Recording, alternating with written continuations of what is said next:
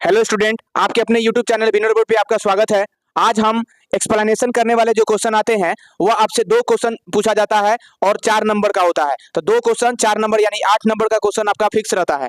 और ये यह जो है प्रोज सेक्शन से और पोएट्री सेक्शन से रहता है। यह 4 ऑप्शन में रहता है, option A, option B, option C, option D. तो एक एक आपको एक ही कोई बनाना रहता है और आप उसको यदि बढ़िया से एक्सप्लेनेशन करते हैं यानी व्याख्या करते हैं एकदम अच्छे ढंग से, तो आपको 4 नंबर फिक्स ही रहेंगे कि उससे एक भी नंबर नहीं कटेगा। और हम आपको बहुत ही आसान लैंग्वेज में इसको एक्सप्लेन करेंगे और बताने की कोशिश करेंगे कि कैसे एक्सप्लेन करना है, वहां एक्सप्लेनेशन आपको कैसे देना है। तो चलिए हम शुरू करते हैं। कह रहा है कि explain any one of the flowing. ठीक है, कोई एक आपको एक्सप्लेन करना है।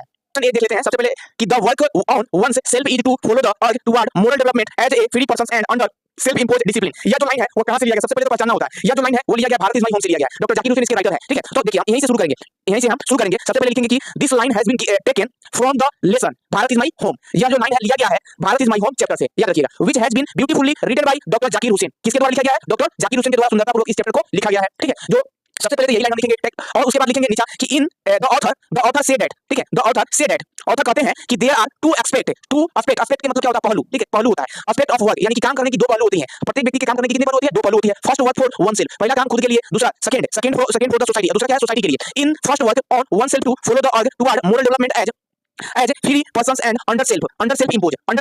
ठीक है, मतलब कहने का था कि जो राइटर है वो कह रहा है कि कोई भी काम के दो पहलू होता है। सबसे पहले तो अपने लिए काम करते, दूसरा अपने सोसाइटी के लिए काम करना। ठीक है, और यह क्या होता है हमारे अंदर जो है मोरल डेवलपमेंट करने से, नैतिक विकास होने से क्या होता है? अपने अंदर डिसिप्लिन आती है, जो अनुशासन आती है। बस यही कहना चाहते हैं। और आप चाहे तो जो क्वेश्चन में लिखा है उसे भी आप नीचे यह गिवन लाइन जो लिखने के बाद और राइटर के बारे में लिखने के बाद आप लिख सकते हैं, उससे भी आपका नंबर नहीं कटेगा। चलिए हम आगे देखते हैं। ये जो चैनल आप वीडियो देख रहे हैं इसका नाम है विनर बोर्ड। आप इसको ना सब्सक्राइब जरूर करिएगा और लाइक जरूर करिएगा कि वीडियो आपको कैसा लग रहा है। चलिए आगे हम देखेंगे दूसरा ऑप्शन बी है, उसको देखेंगे। I think she was in the most beautiful lady that ever was in the West country। यह जो है लिया गया है पोएट्री सेक्शन से, जिसका इसमें sweetest love I don't know से लिया गया है। ठीक है, इसके राइटर है जॉन डन। यह क्वेश्चन आपको रिपीट किया गया 2022 में और 2023 में, बार-बार इस क्वेश्चन को रिपीट किया गया है। और चलिए हम इसको एक्सप्लेनेशन करते हैं, बिल्कुल सिंपल लैंग्वेज में एक्सप्लेनेशन करेंगे और आप भी इसको अपने फाइनल एग्जाम में इस प्रकार के जो लैंग्वेज आप यूज कर सकते हैं। सी देखेंगे, I know 37 old in perfect health been so hoping to चीज not till death। मैं अब 37 साल का हूं फिर भी स्वस्थ हूं। होपिंग टू चीज, मैं आशा करता हूं कि मरने तक ऐसा ही स्वस्थ रहूंगा। यह लाइन कहां से लिया गया?